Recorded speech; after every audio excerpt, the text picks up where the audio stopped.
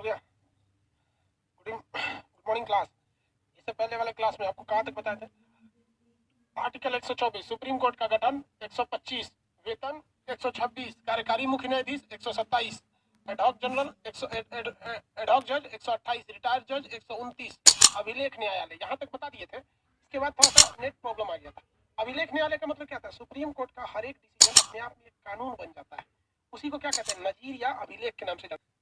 130 बताना था। 130 क्या बताना था बाबू? 130 बताना था। आगे बढ़े। देखिए, हम आपको बताना था 130 नंबर सुप्रीम कोर्ट का स्थान। यहीं पे आके वो फंस गया था टॉपिक। सुप्रीम कोर्ट का स्थान वाले टॉपिक पे आकर ये चीज फंस गया था। नेट नहीं चल रहा था, वो बताना था। तो ये बता देते हैं आप लोग को। आगे बढ़े। देखिए, आर्टिकल 130 सुप्रीम कोर्ट का स्थान। सुप्रीम कोर्ट का स्थान आपको पता है कि ये कहाँ है? दिल्ली में है, दिल्ली में। लेकिन अगर भारत के मुख्य न्यायाधीश कौन, चीफ जस्टिस ऑफ इंडिया, जाकर किसको बोले? राष्ट्रपति साहब को बोले कि देखिए बहुत लोगों को दिक्कत होता है, एक काम कीजिए राष्ट्रपति महोदय, आप इसका स्थान जो है ना किसी और जगह शिफ्ट कर दीजिए या इसका ब्रांच खोल दीजिए। तो राष्ट्रपति ऐसा कर सकते हैं। जैसे मान लीजिए भारत यहाँ है, अब आप अगर ध्यान से देखेंगे तो दिल्ली यहाँ पर है, यह है दिल्ली। यहाँ के लोगों को काफी प्रॉब्लम होता होगा। तो भारत के मुख्य न्यायाधीश जो है चीफ जस्टिस ऑफ इंडिया, ये किसको कहेंगे? राष्ट्रपति को कहेंगे। तो राष्ट्रपति इसका एक ब्रांच कहाँ खोल सकते हैं? हैदराबाद में खोल सकते हैं। हालांकि इसका एक ब्रांच होना भी चाहिए, कहाँ पर? हैदराबाद में होना चाहिए। लेकिन अभी ब्रांच नहीं है। लेकिन क्या हुआ था बहुत साल पहले कि सुप्रीम कोर्ट के कुछ जजेस ने कहे थे कि हम 8-10 जज कहाँ आ रहे हैं? हैदराबाद आ रहे हैं अगले महीने। वहाँ जो मामले हैं, जो सीरियस मैटर है, उसको एक जगह रखा जाए, हम यहाँ सुनवाई करेंगे। तो एक बार इसका स्थानांतरण हुआ था हैदराबाद के लिए, एक बार जम्मू कश्मीर के लिए हुआ था। लेकिन वो परमानेंट नहीं हुआ था, कुछ जज बस वहां गए थे, जैसे हम लोग कैसे सेमिनार वगैरह में जाते हैं। तो ये सुप्रीम कोर्ट का स्थान है। कहाँ पर स्थान है? तो दिल्ली में स्थान है। इस स्थान को बदलने का अधिकार किसे है? राष्ट्रपति को है। ब्रांच खोलने का अधिकार राष्ट्रपति को है। लेकिन लेकिन इसके लिए उन्हें चीफ जस्टिस ऑफ इंडिया का लिखित सलाह चाहिए होता है, अदरवाइज वो नहीं खोल सकते। तो 31 तक तो बता दिया आप लोग को, किसी को दिक्कत नहीं था। अब 31 के बाद आया था, सॉरी 30 तक बता दिया, अब 30 के बाद आएगा 31, आर्टिकल 31। ये यूपीएससी में भी क्वेश्चन पूछा था। यूपीएससी में ये क्वेश्चन को पूछा हुआ था। आर्टिकल 31 पीडीएफ अपलोड हो गया। देखिए पीडीएफ बाबू अपलोड कर दिया, अभी जस्ट किए।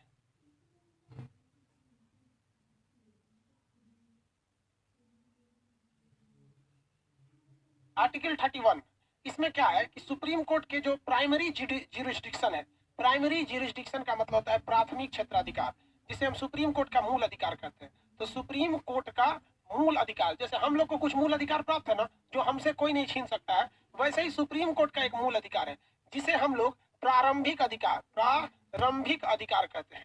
प्रारंभिक अधिकार के नाम से जानते हैं। किसी को कोई दिक्कत नहीं है? देखिए, प्रारंभिक अधिकार के नाम से हम लोग इसे जानते हैं। ये ऐसा अधिकार है जो केवल और केवल सुप्रीम कोर्ट के पास है। यानी वैसे मुकदमे जो आप चाह कर भी किसी और कोर्ट में नहीं ले जा सकते। जनरली क्या होता है कि जहां पर कोई क्राइम या जो भी विवाद हुआ है, उस जगह के ही कोर्ट में वो मैटर जाता है। डिस्ट्रिक्ट कोर्ट में जाएगा, फिर हाई कोर्ट में जाएगा, फिर सुप्रीम कोर्ट में जाएगा। लेकिन सुप्रीम कोर्ट के कुछ ऐसे अधिकार हैं जिन्हें हम लोग आरंभिक अधिकार कहते हैं। ये मामले सीधे सुप्रीम कोर्ट में जाते हैं, इसके अलावा ये कहीं और जा ही नहीं सकते। अब इसमें कौन कौन से विवाद आने चाहिए? कौन कौन से विवाद आएंगे भाई? अजय कुमार, ये प्रिंट वाला नहीं रहेगा तो एक दिन और रिवाइज कीजिएगा, उसको प्रिंट वाला भी दे देंगे। आगे देखिए, यहाँ पर एक आदमी का आर्टिकल 129 नहीं हुआ था। 129 हुआ था या नहीं? अगर हुआ था तो यस बोलिए, नहीं हुआ था तो नो बोलिए। आर्टिकल 129 अभिलेख न्यायालय हो गया था। जल्दी बता बाबू। अरे बेवकूफ, यस नो क्या बोल रहा है? अरे बेवकूफ, तो आधा यस बोल रहा है, आधा नो बोल रहा है। यस हुआ था, आधा नो बोलता है।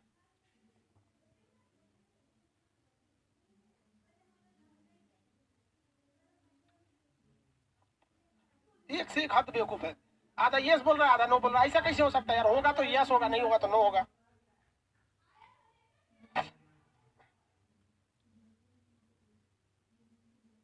एक सेकंड हम खुद चेक कर लेते हैं। तू लोग भाई कसो काम का नहीं। आधा देखो, आधा यस बोल रहा है, आधा नो बोल रहा है। देख लेते हम खुद चेक करके देख लेते हैं। Quality previous class.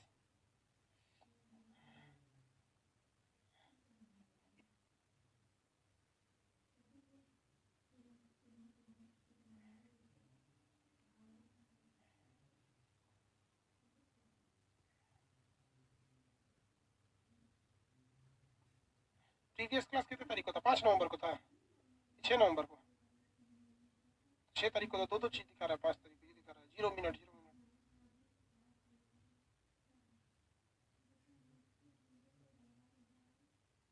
दो बार कटा था ना।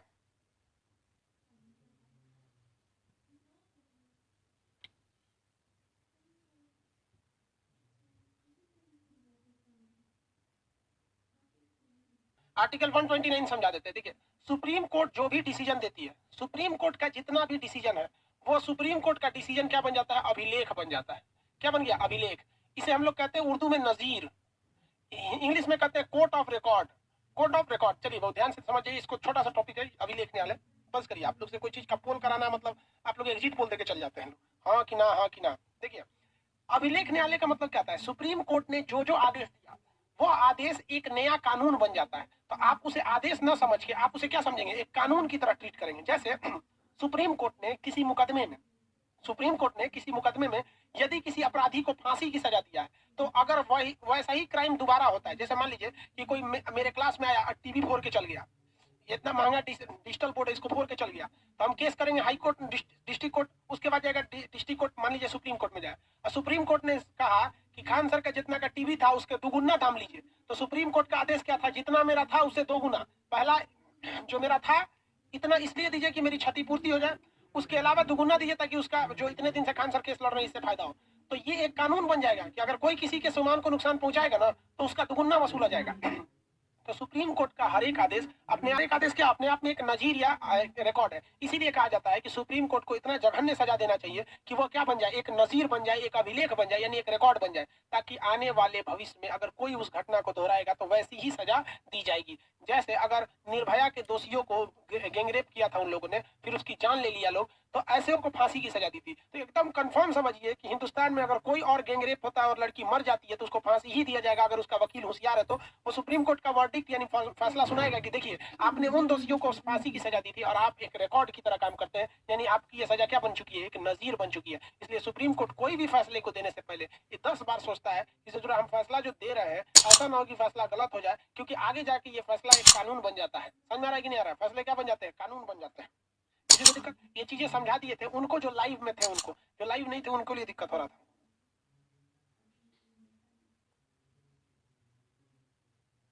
आगे बढ़े।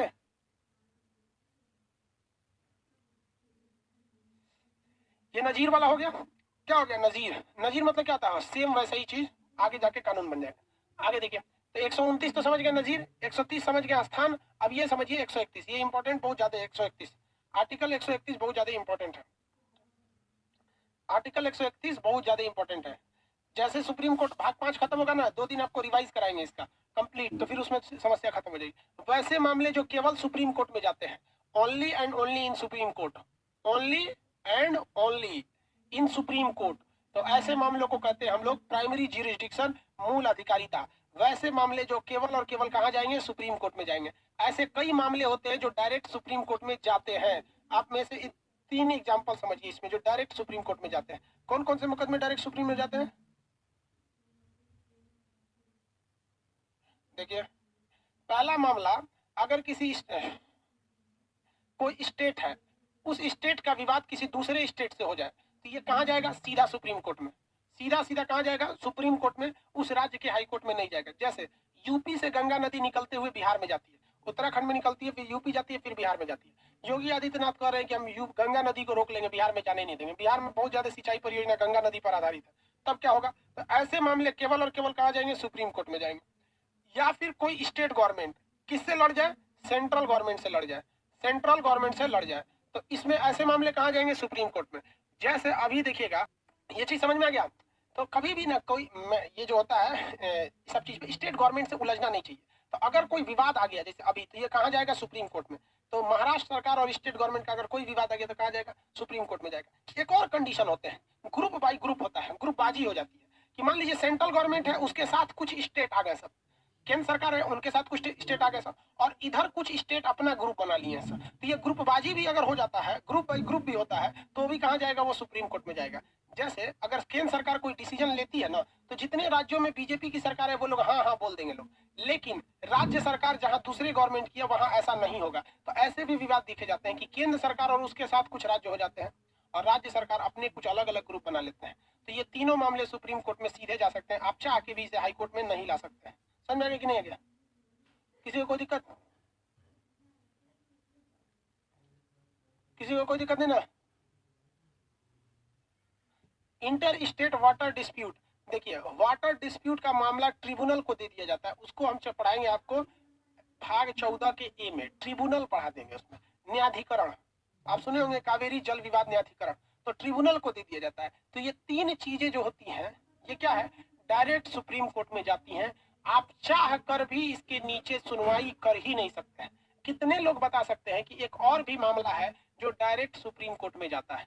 एक और मामला है जो डायरेक्ट सुप्रीम कोर्ट में जाता है, उसके नीचे हो ही नहीं सकता। बताइए, आंसर दीजिए। एक और कोई मामला है?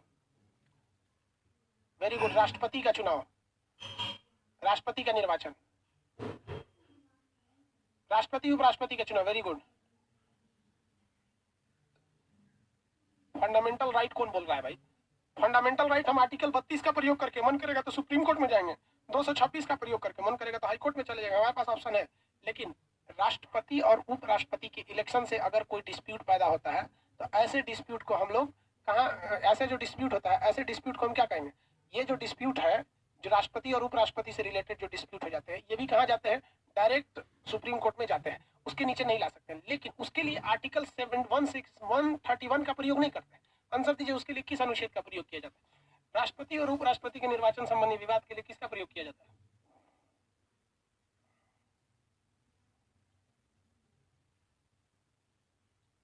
हो गया? आर्टिकल बताइए, प्रेसिडेंट के इलेक्शन में जो डायरेक्ट सुप्रीम कोर्ट में जाया जाता है उसका आर्टिकल का नाम? 71, वेरी गुड। 72 में तो क्षमादान है बाबू, 71 में। तो इसके अलावे एक आर्टिकल 71 भी है, आर्टिकल 71। इसमें कहा गया है कि जो हमारे प्रेसिडेंट साहब होंगे, president and vice president, vice president, इन लोग का भी मामला सीधे कहा जाएगा सुप्रीम कोर्ट में, बट वो इस आर्टिकल से बाहर रहेगा। वो इस आर्टिकल से क्या रहेगा? बाहर रहेगा। तो आपका आर्टिकल 131 हो गया, आर्टिकल 131 हो गया, याद रहेगा? देखिए तो 124 सुप्रीम कोर्ट का गठन, 125 न्यायाधीशों को वेतन, 126 कार्यकारी मुख्य न्यायाधीश, 127 एडहॉक जज, 128 रिटायर्ड जज, 129 अभिलेख न्यायालय, 130 सुप्रीम कोर्ट का स्थान, 131 सुप्रीम कोर्ट के आरंभिक अधिकारिता प्रारंभिक अधिकार, ये 131 हो गया। अब इसके बाद आता है आर्टिकल 132। आर्टिकल 132 देखिए ध्यान से, ये तीन चीजें आपस में रिलेटेड है। 132, 33, 34, 35 और 36, ये एक दूसरे से, सब एक दूसरे से रिलेटेड है सर। आर्टिकल 136 तक एक भी गड़बड़ाया तो सब गड़बड़ा जाएगा। आर्टिकल 132 में कहा गया है कि आप सुप्रीम कोर्ट में आके क्या कर सकते हैं? अपील कर सकते हैं। सुप्रीम कोर्ट में क्या कर सकते हैं? अपील कर सकते हैं। कैसे अपील किया जाता है? तो हाई कोर्ट के फैसले से अगर आप खुश नहीं है, देखिए ध्यान से, अगर आप डिस्ट्रिक्ट कोर्ट के फैसले से खुश नहीं है तो आप कहाँ जाइए? हाई कोर्ट से। और हाई कोर्ट से भी संतुष्ट नहीं है तो आइए सुप्रीम कोर्ट में। डायरेक्ट आप सुप्रीम कोर्ट में काहे आइएगा? डायरेक्ट सुप्रीम कोर्ट में आप अपील करने नहीं आ सकते हैं। डायरेक्ट सुप्रीम कोर्ट में अपील किस पे किया जाता है? मूल अधिकार के मामले पर या फिर जो प्रारंभिक अधिकार। 33 में देखिए, अपील करने का तो अधिकार है, आप जाके कहाँ अपील कर सकते हैं? हाई कोर्ट, सुप्रीम कोर्ट में अपील कर सकते हैं। मान लीजिए हाई कोर्ट में कोई फैसला सुनाया, आप उससे खुश नहीं है तो आप जाके अपील कर सकते हैं। अब ये अपील दो तरह का हो सकता है, या तो ये सिविल अपील हो सकता है या तो ये सेशन अपील हो सकता है। सिविल का मतलब होता है दीवानी, सेशन का अर्थ होता है फौजदारी। फौजदारी भाई, अब ये दीवानी और फौजदारी क्या हो जाती है? देखिए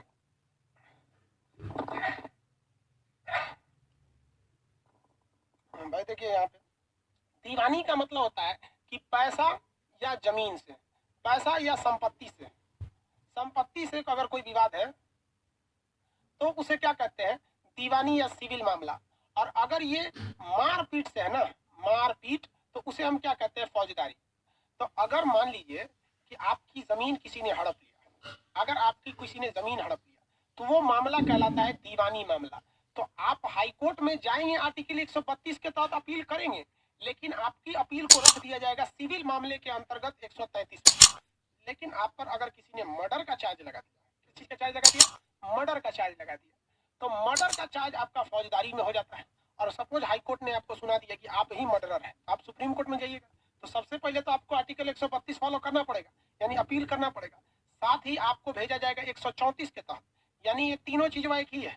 132 कहता है कि आप सुप्रीम कोर्ट में अपील कर सकते हैं, दूसरा कहता है कि सिविल मामले में अपील कर सकते हैं, तीसरा कहता है कि आप सेशन मामले में अपील कर सकते हैं।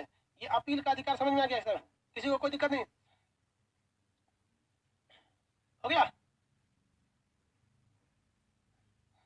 पीएम अगर मर्डर कर रहा है तो क्या होगा भाई? पीएम डायरेक्ट मर्डर थोड़ी करता है, दूसरे से करवा देता है। आप लोग अजब बात करते हैं। प्रधानमंत्री को फुर्सत मिलता है मर्डर करने का। पीडीएफ डाल दिया गया बाबू, क्लास खत्म होने के बाद दिखेगा, 1.5-2 घंटे बाद, ठीक है? आगे देखते हैं लोग।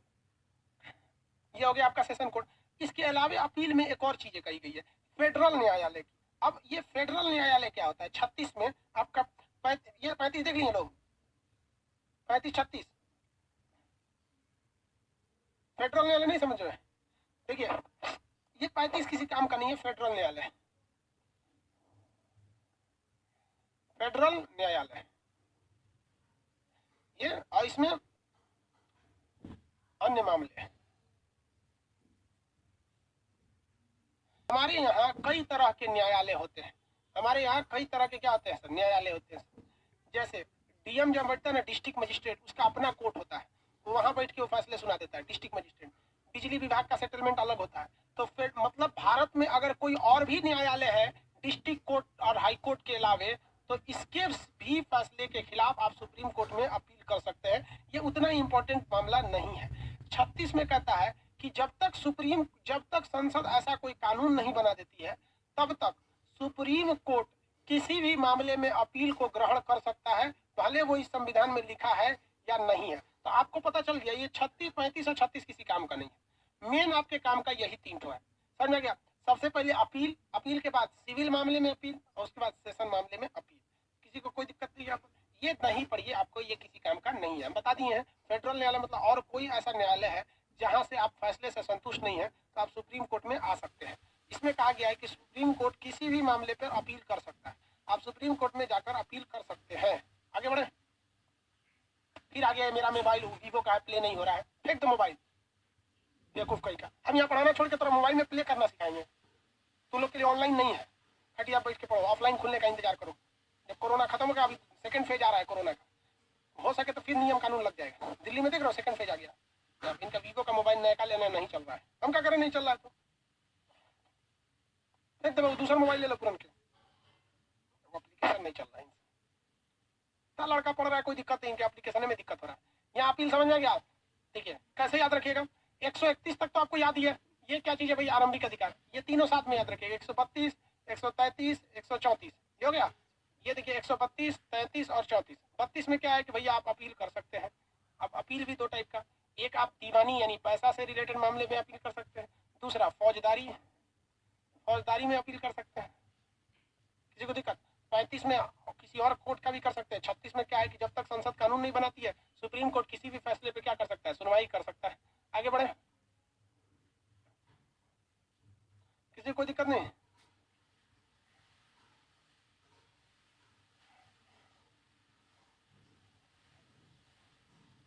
अगला आता है आर्टिकल 137। आर्टिकल 137 ये बहुत जरूरी है। जुडिशियल रिव्यू की बात किया गया है। रिव्यू का मतलब क्या होता है? पुनरावलोकन। न्यायिक पुनरावलोकन क्या चीज होता है? न्यायालय जो है अपना पुनरावलोकन किया जा सकता है। जुडिशियल रिव्यू क्या चीज होते हैं? अपने फैसले को बदल देना है। किसान बिल पारित हो गया रे बबुआ, भयानक विरोध हुआ था उसका। आगे देखिए, किसी कोई दिक्कत? रिव्यू यानी न्यायिक पुनरावलोकन क्या होता है? देखिए सुप्रीम कोर्ट जो है वो अपने फैसले को चेंज कर सकती है, सुप्रीम कोर्ट अपने फैसले को ही बदल सकती है। इसे कहा जाता है जुडिशियल रिव्यू कहा जाता है। इसे क्या कहा जाता है? Judicial review. अपने फैसले को वो चेंज कर सकती है। जैसे आप देखेंगे कि सुप्रीम कोर्ट जो था वो किसी मामले में कहता है कि प्रस्तावना संविधान का भाग नहीं है। जैसे सुप्रीम कोर्ट ने मिनर्मा में कह दिया प्रस्तावना संविधान का भाग नहीं है, जबकि गोलकनाथ के मुकदमे में केशवानंद भारती में कहता है कि प्रस्तावना संविधान का क्या है? भाग है, तो सुप्रीम कोर्ट जो है वो अपने वर्डिक्ट यानी अपने फैसले को चेंज कर सकता है। इस चीज को हम क्या कहते हैं, न्यायिक पुनरावलोकन। न्यायिक पुनरावलोकन की जो शक्ति है सुप्रीम कोर्ट की, ये अमेरिका के संविधान से लाया गया है। हम लोग इस शक्ति को कहाँ से लेके आए, अमेरिका के संविधान से लेकर आए हैं न्यायिक पुनरावलोकन की शक्ति को। आगे बढ़े, किसी को कोई दिक्कत नहीं है?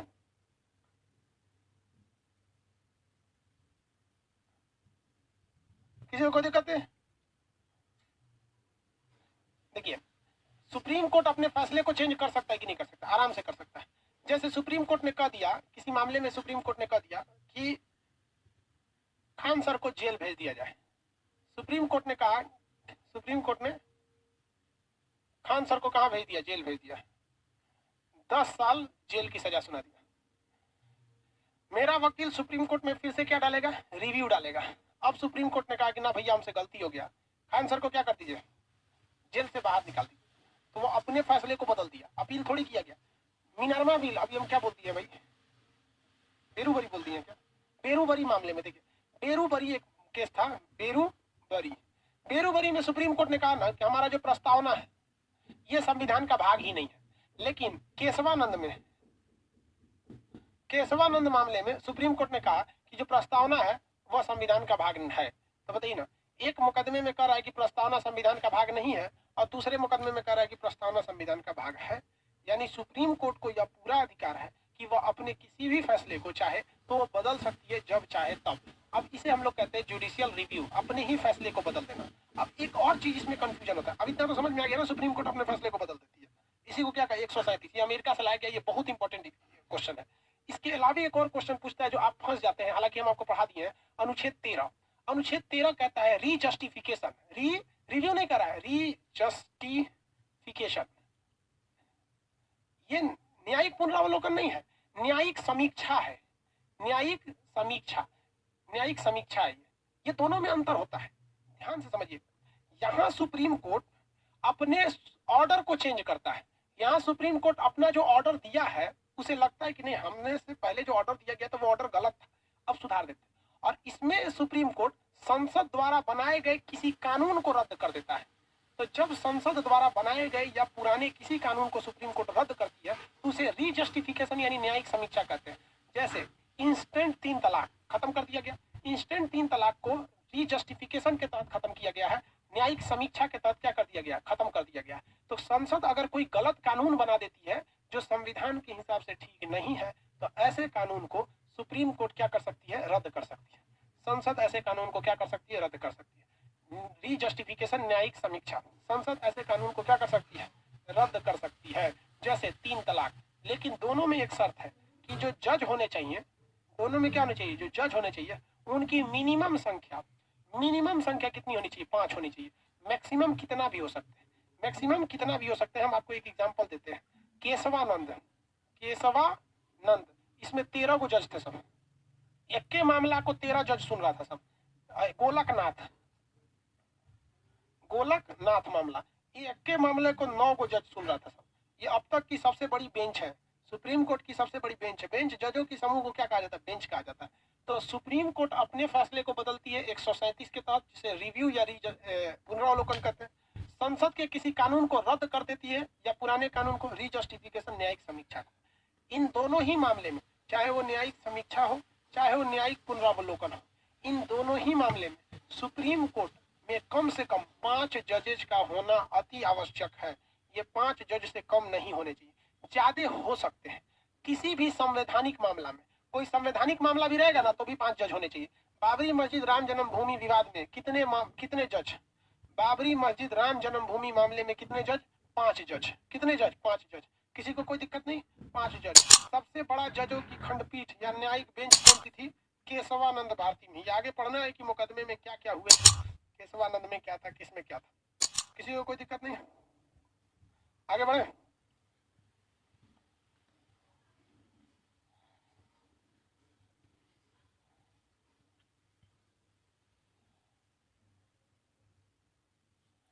आगे बढ़ जाना।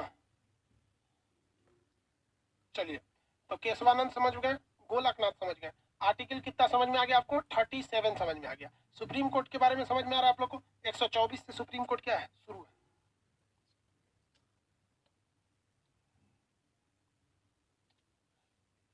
124 में क्या है बाबू?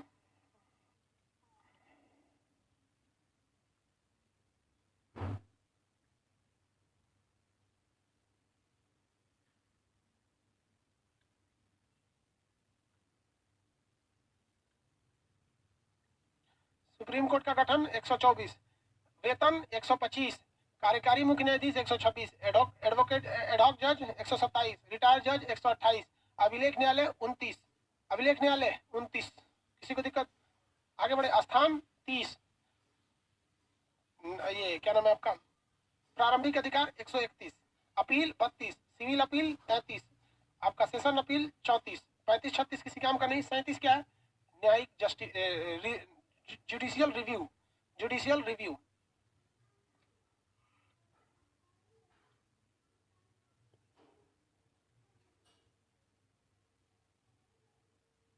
Judicial review, judicial review rejustification क्या चाइनीज भाषा है? बोलता है कि अंग्रेजी में बताइए। सीबीएसई वाला और नोटंकी। रिव्यू मतलब क्या चीज? आपको चाइनीज लग रहा है?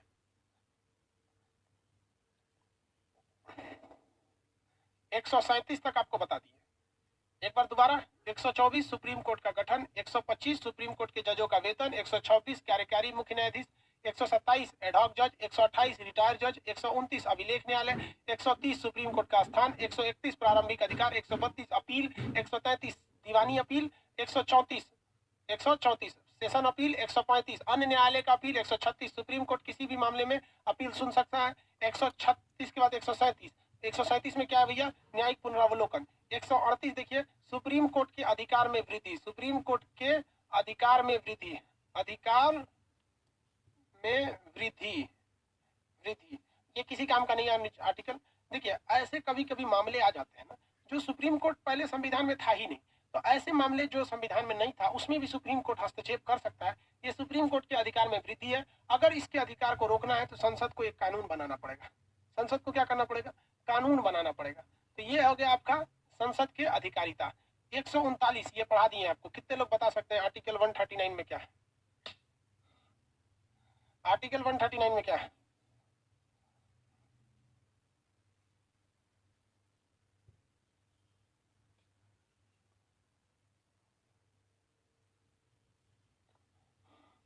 आर्टिकल 39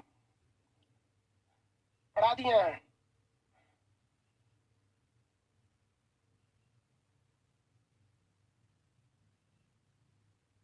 रीट निकालना, वेरी गुड। रीट निकालना, रीट। रीट कितने प्रकार का था? 5 प्रकार का।